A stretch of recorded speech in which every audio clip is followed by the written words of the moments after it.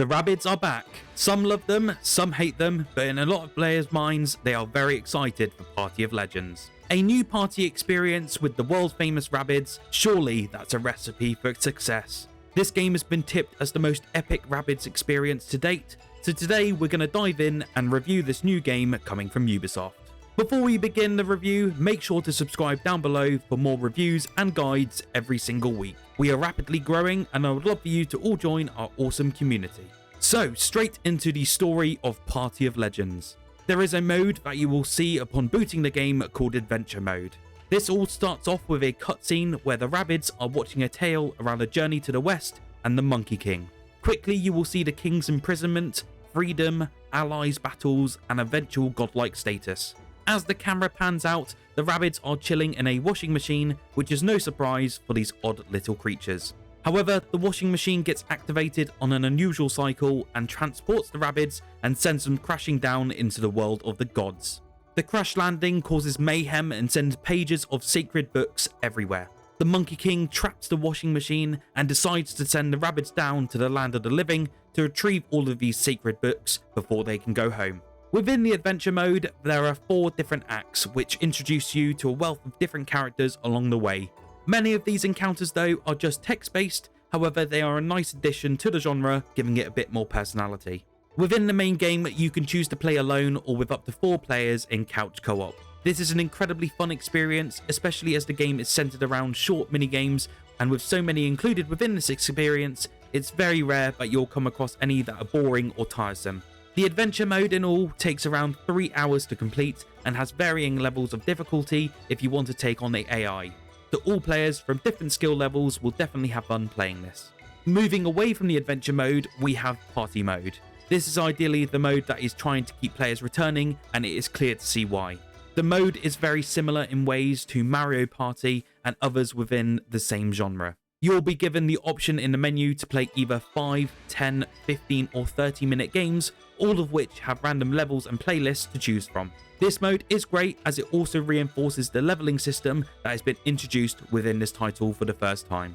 With the leveling system, it is fairly basic, but gives you a good reason to keep on playing. The rewards provide you with new characters, levels to add to playlists, and much more.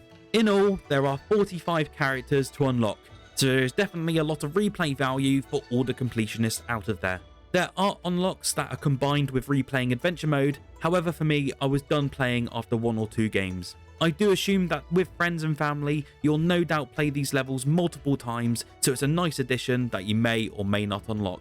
In terms of minigame variety within Party of Legends, there is a boatload. With well over 50 different minigames to play from, it's the most I have seen in a party game for some time, and these are all mixed up and are unique in every single way. You will either come across the typical free-for-all style minigames, or you'll be paired up in 2v2 situations. As I mentioned, each are unique, from catching peppers while the other player throws them towards you, or you all become rocks on a cliff with your sole intention to push each other off. These are all uniquely designed and were some of the most fun I've had with this genre of game. Even when playing on controller, the game felt smooth and the gameplay was incredibly tight. So what did I not like with Party of Legends? And does the price tag justify a purchase, and did it fall short of being excellent? Well, for starters, the fact that there is no online multiplayer is a huge blow for a game that centers around playing with friends or family. I did find the game got very mundane and not too exciting once I played through it all by myself. It would have been great to have online, as many of my friends and family do not live local enough for me, so most of the time this game will be played solo, which is just an okay experience. Alongside this, there were a few minigames that were flat out boring. There were a few games that require you to shoot objects that are on screen or balance items. You can notice that these were solely made to use motion controls found on, say, the Nintendo Switch. These were my least favourite levels of any, as they required little to no skill, and you could simply stay in one spot where the items were. The price is really what a lot of people consider when picking up a party game, and it has to have enough content to justify that purchase. The game here in the UK costs £34.99 across all platforms, and personally for me it seems a bit steep for the amount of content on offer. There are a lot of different party games out there that are cheaper or have been around a little while longer that personally justify a purchase more than this title. This is not to say that there isn't quality within this game, as there certainly is, but a lack of online play and content does sway my decision. So overall, what is my verdict of Rabbids Party of Legends? Well, if you have local or live with your friends or family, then you will find a lot of enjoyment out of this title. It is very hard not to recommend this game if you can enjoy the local couch co-op for the majority of your time. However, many of us do not have that luxury and can only play online, and such a mode lacking within this game does affect that decision a lot.